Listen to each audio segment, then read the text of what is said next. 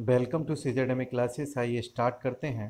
राष्ट्रीय आंदोलन का संगठन 1870 से 1947 तक जो भी बहुत महत्वपूर्ण घटनाएं हैं उन सभी को हम लोग एक एक करके देखेंगे।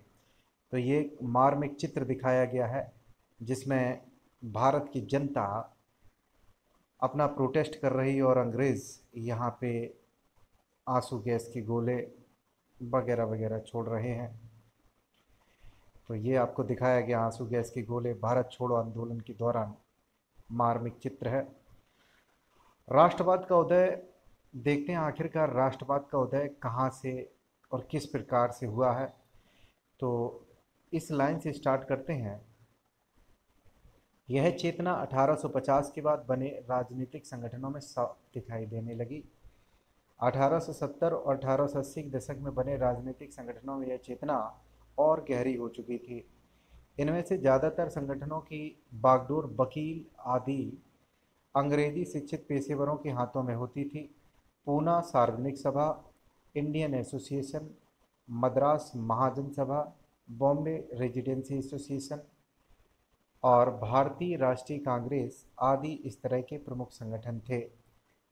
तो हुआ ये, हमारे देश में गुलामी थी। 1825 के बाद में राजनीतिक संगठन आए।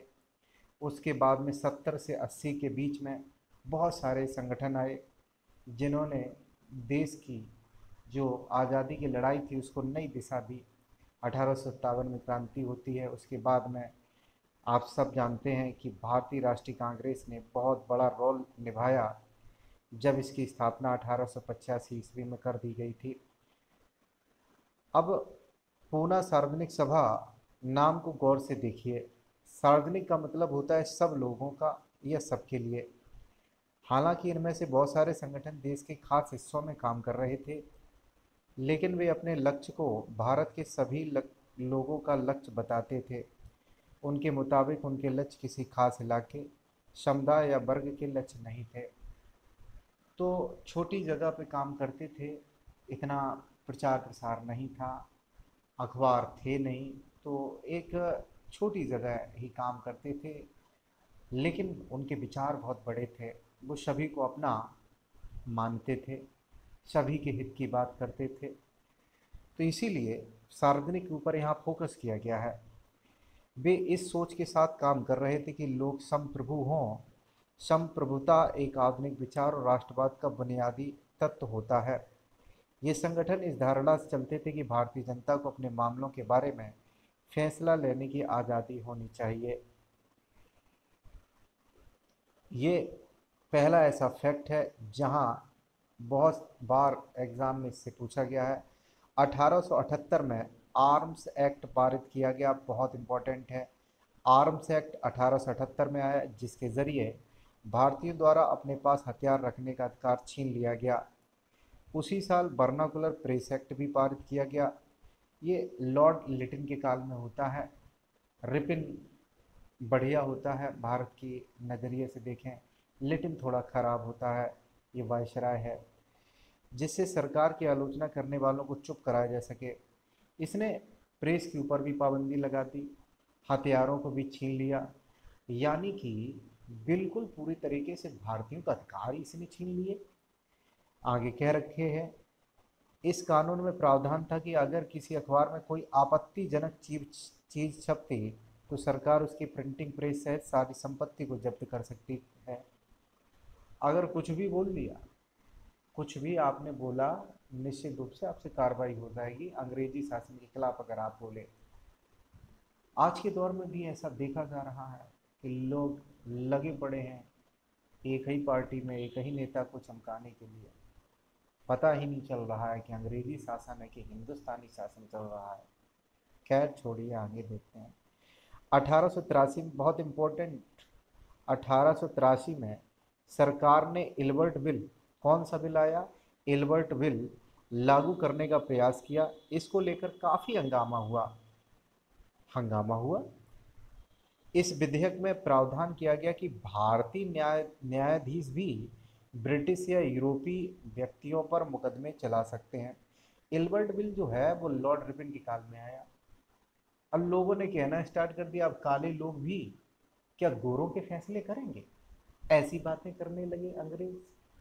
उन्हें बड़ी चिढ़ थी कि भारतीय कैसे हमारे लोगों के ऊपर मुकदमा चला सकते हैं। तो इल्बर्ट बिल आया, रिपन हित में बात कर रहे थे, लेकिन लिटिल जो थे वो हित में बात नहीं किए। आगे लिख रहे हैं, ताकि भारत में काम करने वाले अंग्रेज और भारतीय न्यायाधीशों के बीच समानता स्थापित की जा सके। अभी यहाँ ही समानता नहीं थी, यानी कि अंग्रेज न्यायाधीश उसके अलग पावर थे और जो भारतीय न्यायाधीश थे उसके कोई पावर ही नहीं थे। सिर्फ और सिर्फ वो निर्णय दे सकता था किन के ऊपर? भारतीयों के ऊपर। अंग्रेजों के ऊपर निर्णय नहीं दे सकता था। यही कारण रहा कि 1883 में इल्बर्ट बिल को पास किया गया, क्योंकि समानता लानी थी। लेकिन हुआ क्या, जब अंग्रेजों के विरोध की वजह सरकार ने यह विधेयक वापस ले लिया, तो भारतीयों ने इस बात का काफ़ी विरोध किया। इस घटना से भारत में अंग्रेजों के असली रवैये का पता चल गया। आगे बहुत महत्वपूर्ण स्टार्टिंग है। पढ़े लिखे भारतीयों के एक अखिल भारतीय संगठन की जरूरत 1880 से ही महसूस की जा रही थी, परंतु इल्बर्ट बिल ने इस चाह को और गहरा दिया। लोगों ने कहा अब तो हम बनाएंगे ही एक ऐसा राष्ट्रव्यापी संगठन। तो देखते हैं क्या होता है आगे। तो 1885 में देश भर के 72 प्रतिनिधियों ने, एक एक लाइन इंपॉर्टेंट हो जाती है यहाँ से, 72 प्रतिनिधि थे, बम्बई में सभा करके भारतीय राष्ट्रीय कांग्रेस की स्थापना का फैसला किया। संगठन के प्रारंभिक नेता दादा भाई नौरोजी, प्रोसा मेहता, बदरुद्दीन तैयब जी, डब्ल्यू सी बनर्जी, सुरेंद्र नाथ बनर्जी, रमेश चंद्र दत्त, एस सुब्रमण्यम अय्यर एवं अन्य अन्य भी लोग रहे। फिर बाद में आप देखेंगे निरमदल गरमदल में बढ़ जाते हैं लोग, लेकिन शुरुआत तो सभी ने एक साथ की। 1885 में बदरुद्दीन तैयब जी भी यहाँ थे, यानी कि मुस्लिम लीग जैसी कोई बातें अभी नहीं थी, लोगों के मन में मुस्लिम लीग जैसे विचार ही नहीं थे। आगे प्रायः बम्बई और कलकत्ता के ही थे, तो ये बताया गया कि ये लोग दो ही जगह से संबंध रख रहे थे, बम्बई और कलकत्ता। बनर्जी मतलब बंदोपाध्याय, चटर्जी मतलब चट्टोपाध्याय, तो ये सब छोटे छोटे होते होते बनर्जी बन गए, कोई चटर्जी बन गए। नौरोजी व्यवसायी और प्रचारक थे, वे लंदन में रहते थे और कुछ समय के लिए ब्रिटिश संसद के सदस्य भी रहे, तो ये पहले सदस्य रहे थे। उन्होंने युवा राष्ट्रवादियों का मार्गदर्शन किया। सेवानिवृत्त ब्रिटिश अफसर E.O. ह्यूम ने विभिन्न क्षेत्रों के भारतीयों को निकट लाने में अहम भूमिका निभाई। तो ये चित्र दिखाया गया है दादा भाई नौरोजी जी का है। इनकी पुस्तक भी बताई गई है, un British rule in India, poverty and un British rule in India, में ब्रिटिश शासन की खिंचाई कर दी इन्होंने। बदरुद्दीन तैयब जी ने 1887 में अध्यक्ष की कुर्सी को संभाला, और पहले मुस्लिम अध्यक्ष कौन बने? बदरुद्दीन तैयब जी। कब बने? 1887 में। और ये इम्पोर्टेंट नहीं है क्या अखबार कौन से ने छापा, उसको छोड़ दीजिए। अब आगे अगली महत्वपूर्ण लाइन के ऊपर हम लोग चल रहे हैं। स्वतंत्रता हमारा जन्मसिद्ध अधिकार है। 1890 के दशक तक बहुत सारे लोग कांग्रेस के राजनीतिक तौर तरीकों पर सवाल खड़ा करने लगे। अभी 5 साल हुए भैया, उसके बाद भी पता चला कि यहाँ ही खेला होने लगा। लोग बाग सवाल उठाने लगे, किसके ऊपर? कांग्रेस जो बनी थी, नई नवीली पार्टी कांग्रेस जो बनी थी 1885 में। आगे बंगाल, पंजाब और महाराष्ट्र में बिपिन चंद्र पाल, बाल गंगाधर तिलक और लाला लाजपत राय जैसे नेता ज़्यादा आमूल परिवर्तनवादी उद्देश्य और पद्धतियों के अनुरूप काम करने लगे थे। उन्होंने निवेदन की राजनीति के लिए नरमपंथियों की आलोचना करनी स्टार्ट कर दी। निवेदन, ये लोग क्या करते थे? हमेशा रिक्वेस्ट करते थे, रिक्वेस्ट पे रिक्वेस्ट। किन से गिड़गिड़ाते थे? अंग्रेजों से। लोगों को बात पसंद नहीं आई, विपिन चंद्र पॉल को पसंद नहीं आई, प्रमुख लोग हैं ये। बाल गंगाधर तिलक को पसंद नहीं आई, लाला लाजपत राय जी को पसंद नहीं आई। उन्होंने निवेदन नहीं, जो जैसा है टिट फॉर टैट, जैसे को तैसा आप करिए। खैर आगे देखते हैं। उनका कहना था कि लोगों को सरकार के नेक इरादों पर नहीं बल्कि अपनी ताकत पर भरोसा करना चाहिए, लोगों को स्वराज के लिए लड़ना चाहिए। तिलक ने नारा दिया, स्वतंत्रता मेरा जन्मसिद्ध अधिकार है और मैं इसको लेकर रहूंगा। उन्होंने एकदम से आग लगा दी लोगों के दिल और दिमाग में। 1905 में वायसराय लॉर्ड कर्जन ने बंगाल का विभाजन कर दिया। उस वक्त बंगाल ब्रिटिश भारत का सबसे बड़ा प्रांत था। बिहार और उड़ीसा के कुछ भाग भी उसी समय बंगाल का हिस्सा हुआ करते थे। यहीं से चाल चल दी अंग्रेजों ने। हिंदू और मुसलमान यहीं से होना असली बात स्टार्ट हुआ। चूँकि बंगाल में बांग्लादेश भी सम्मिलित था, यहाँ मुसलमान रहते थे, तो यहीं से फूट डारो राज करो हम कहेंगे कि स्टार्टिंग उसने और आगे बढ़ा दी थी और बड़ी बड़ी फूटें डालेगा, जिससे पाकिस्तान अभी आगे 1947 में बनेगा। यही 1905 के कारण। अंग्रेजों का कहना था कि प्रशासनिक सुविधा को ध्यान में रखते हुए बंगाल का बंटवारा करना चाहिए, परंतु इस प्रशासकीय सुविधा का मतलब क्या था, ये पूछ रहा है। क्वेश्चन वहाँ किया गया, पुटअप किया गया, क्या मतलब था। तो वहाँ हम लोग कोई ध्यान ज़्यादा नहीं देंगे। बाल गंगाधर तिलक जी की फ़ोटो दिखाई गई है और ये जुलूस एक दिखाया गया है जो स्वदेशी आंदोलन के दौरान हज़ारों लोग इसमें शामिल हैं। यहाँ इम्पोर्टेंट बात है, केसरी पत्रिका का संपादन किसने किया, तो अखबार मराठी अखबार था केसरी, बाल गंगाधर तिलक जी ने किया। गणेश उत्सव भी अगर पूछा जाए तो बाल गंगाधर तिलक ने किया। लाला लाजपत राय के बारे में भी हम लोग देख लेते हैं। 20वीं शताब्दी के प्रारंभिक दशकों में कई महत्वपूर्ण दूसरी घटनाएं भी घटी। 1906 में मुस्लिम जमींदारों और नवाबों के एक समूह ने ढाका में ऑल इंडिया मुस्लिम लीग का गठन कर लिया।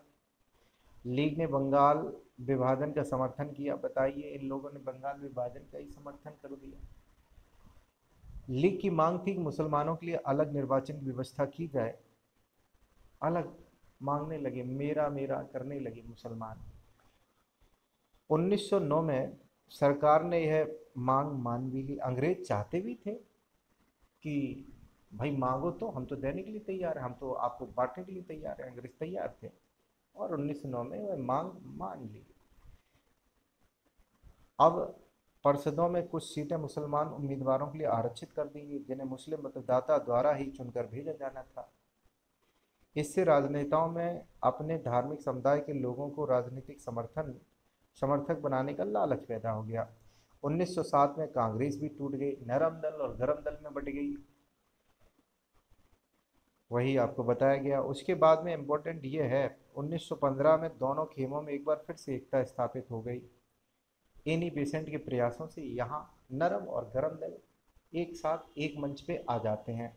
एनी बेसेंट के प्रयासों से जन राष्ट्रवाद का उदय 1919 के बाद अंग्रेजों के खिलाफ चल रहा जो संघर्ष था, धीरे धीरे एक जन आंदोलन में तब्दील होने लगा। किसान, आदिवासी, विद्यार्थी, महिलाएं बड़ी संख्या में आंदोलन से जुड़ रहे थे। अब विश्व युद्ध भी आ जाता है यहाँ पहला, 1914 से 1918 के बीच में। उसके भी बहुत सारे परिणाम रहे, लेकिन हम लोग यहाँ देखेंगे। 1917 में रूस की क्रांति हुई। इस घटना के चलते किसानों और मजदूरों के संघर्षों का समाचार तथा समाजवादी विचार बड़े पैमाने पर फैलने लगे, जिससे भारतीय राष्ट्रवादियों को नई प्रेरणा मिल गई। महात्मा गांधी का आगमन देख लेते हैं। महात्मा गांधी एक जन नेता के रूप में सामने आए। गांधी जी 46 वर्ष की उम्र में 1915 में दक्षिण अफ्रीका से भारत लौटे थे।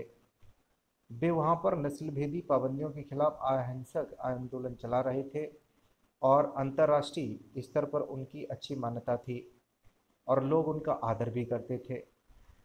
तो 9 जनवरी को आए, इसीलिए प्रवासी दिवस मनाया जाता है 9 जनवरी को।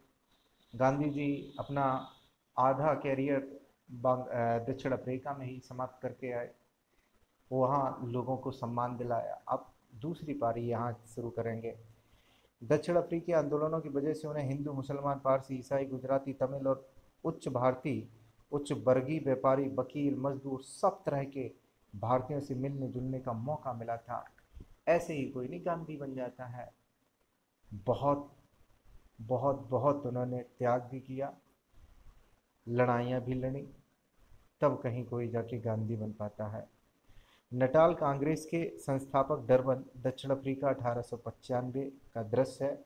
1895 में अन्य भारतीयों के साथ महात्मा गांधी ने नस्ली भेदभाव का विरोध किया। 1895 में विरोध हुआ, नटाल कांग्रेस का गठन किया गया। तो नटाल कांग्रेस कब गठित हुई? 1895 में गांधी जी ने किया, और वही चित्र आपको यहाँ दिखाया गया है। अब गांधी जी को आप पहचान नहीं पाएंगे, तो ये रहे हमारे प्यारे बापू। एक आदमी इतना पढ़ा लिखा बैरिस्टर आदमी देश की खातिर फकीर बन जाते हैं। हो सकती हैं दो चार जीवन में गलतियां हो जाएं, उनको जीवन भर नहीं खोज सकते आप। बढ़िया व्यक्तित्व रहा उनका। 1918 में अहमदाबाद में उन्होंने मिल मजदूरों की हड़ताल का सफलतापूर्वक नेतृत्व किया। किसने? राजेंद्र प्रसाद और वल्लभ भाई पटेल ने। यहीं से बारदोली की महिलाएं होती हैं, सरदार की उपाधि वल्लभ भाई पटेल को देती हैं। अब रॉलेट सत्याग्रह 1919 को देख लेते हैं। रॉलेट सत्याग्रह 1919 में आया, ये काला कानून भी है, और इसी का विरोध करने के लिए 6 अप्रैल 1919 को अहिंसक विरोध दिवस के रूप में, अपमान या याचना दिवस के रूप में मनाया जाए और हड़तालें की जाए, ऐसा गांधी जी ने आह्वान किया था। लेकिन जलियांवाला हत्याकांड हो जाता है 13 अप्रैल को। बहुत बेकसूर लोग मारे जाते हैं 13 अप्रैल, बैसाखी के दिन अमृतसर में जनरल डायर ने गोलियां चलवा दी, जिससे टैगोर ने अपनी पीड़ा और गुस्सा दिखाते हुए नाइटहुड की उपाधि लौटा दी। इनको नाइटहुड की उपाधि मिली थी। अब खिलाफत आंदोलन और असहयोग आंदोलन देख लेते हैं। खिलाफत का मुद्दा इसी तरह एक ज्वलंत मुद्दा था। 1920 में अंग्रेजों ने तुर्की के खलीफा पर बहुत सख्त संधि थोप दी थी। हुआ ये कि 1918 तक आपका विश्व युद्ध पहला समाप्त होता है। उसके बाद तुर्की के खलीफा को नीचा दिखाने के लिए अंग्रेजों ने वहाँ जबरदस्ती संधियाँ थोप दी। अब खलीफा चूंकि मुस्लिम धर्म का सबसे बड़ा एक तरीके से कह लीजिए हुक्मरान होता है, उसी की बात सभी को सुननी पड़ती है। तो जब बड़े स्तर पर बेइज्जतियाँ की जा रही थी अंग्रेज़ों के द्वारा, खलीफा को बेइज्जत किया जा रहा था, तो यहाँ के इंडिया के मुसलमान थे तो उनको भी बुरा लग रहा था। तो यही कारण था खिलाफत आंदोलन का। इनका कोई मतलब नहीं था देश आज़ाद हो जाए, ये तो सिर्फ अपने खलीफा के पीछे पड़े थे। देखिए आगे क्या होता है। जलियांवाला बाग हत्याकांड की तरह इस घटना पर भी भारत के लोगों में भारी गुस्सा था। भारत के लोगों में जलियांवाला कांड के लिए ही गुस्सा था। खलीफा के साथ क्या हो रहा है, तो सिर्फ मुस्लिम, जो स्कॉलर मुस्लिम थे, उनके बीच में रोष था। आगे देखते हैं। भारतीय मुसलमान यह भी चाहते थे कि पुराने ऑटोमन साम्राज्य में स्थित पवित्र मुस्लिम स्थानों पर खलीफा का नियंत्रण बना रहना चाहिए। वही धर्म अर्म की फिर से बातें हैं। तो कोई एक ही पक्ष नहीं खराब होता है, सभी पक्ष खराब होते हैं। वो ईसाइयत लाद रहे थे और ये चाह रहे थे कि हमारा जो कब्जा है इस्लाम का वो बना रहे। खिलाफत आंदोलन के नेता मोहम्मद अली और शौकत अली अब एक सर्वव्यापी असहयोग आंदोलन शुरू करना चाहते थे। गांधी जी ने उनके आह्वान का समर्थन किया और कांग्रेस से आग्रह किया वह पंजाब में हुए अत्याचारों और खिलाफत के मामले में हुए अत्याचारों के विरुद्ध मिलकर अभियान चलाएं, स्वराज की मांग करें। अब इनको समझ में आ रहा है स्वराज, जो बाल गंगाधर तिलक 1890 से स्टार्ट कर रहे थे, तब कहाँ चले गए थे वो लोग जिन्होंने मांग नहीं की स्वराज की? कहाँ चली गई थी मुस्लिम लीग? अब उनको याद आ रहा है जब खलीफा की बेइज्जती हो रही तब। आगे देखते हैं। 1921-22 के दौरान असहयोग आंदोलन को और गति मिली। हजारों विद्यार्थियों ने सरकारी स्कूल छोड़ दिए। मोतीलाल नेहरू, सी आर दास, सी राजगोपालाचारी और आसफ अली जैसे बहुत सारे वकीलों ने वकालत भी छोड़ दी। वकील देख लेते हैं कौन कौन है। मोतीलाल नेहरू हैं, सी आर दास हैं, सी राजगोपालाचारी हैं, आसफ अली भी हैं। तो ये बहुत इंपॉर्टेंट बातें हैं कि कौन कौन वकील थे उस समय। विधानमंडलों का बहिष्कार किया गया। जगह जगह लोगों ने स्वदेशी कपड़ों की होली जलाई। 1920 से 22 के बीच विदेशी कपड़ों के आयात में भारी गिरावट देखी गई।